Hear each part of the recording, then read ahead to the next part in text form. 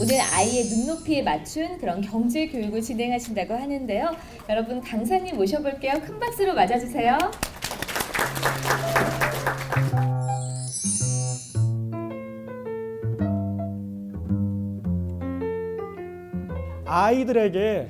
아이들에게 평상시에 어떻게 경제 교육을 하고 생활에서 어떻게 아이들을 지도해야 되는지에 대한 이야기를 많이 할 건데요.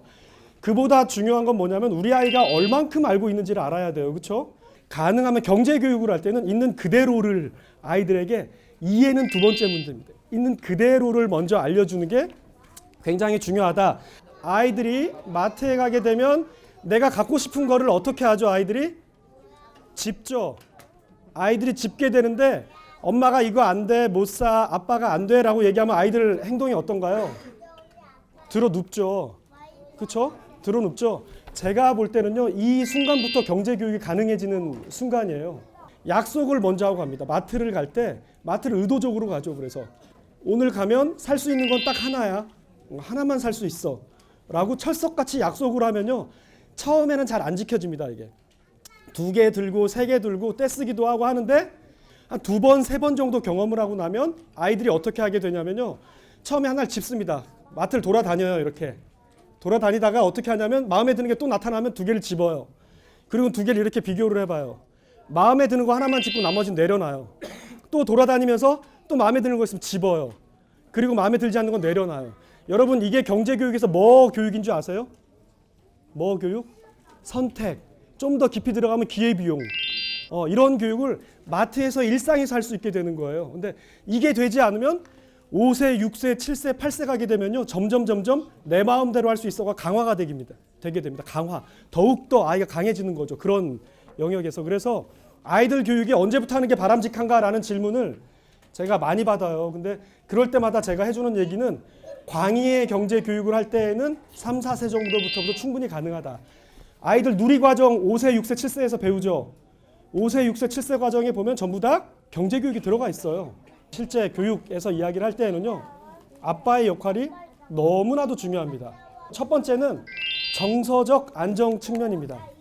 아이들과 애착이 형성돼 있으면 아이들은 그 신뢰를 바탕으로 바깥에서 대인관계가 좋아지고요, 모르는 거, 새로운 거에 대해서 도전하고 참여하려는 의지가 높아져요. 안 보여도 우리 아빠가 뒤에서 든든하게 의지해줘, 지원해줘라는 믿음이 있기 때문에 아빠가 교육에 참여하는 아이가 그렇지 않은 아이에 비해서 훨씬 더 정서적으로 안정된다라는 게 첫 번째. 두 번째는 성격 형성. 아빠가 환경에 어떻게 대응하고 어떻게 적응하고 문제 상황을 어떻게 풀어내는지가 아빠가 롤모델이 돼서 아이들이 그런 것을 학습해 간다라고 합니다. 세 번째는 성정체성 문제. 남자아이들은 당연히 내가 어떻게 살아가야지에 대한 롤모델이 아빠입니다. 여자아이들은 성적 모델, 내 배우자가, 내 남자친구가 어떤 사람이 좋지라는 거에 대한 판단 기준이 아빠가 된답니다.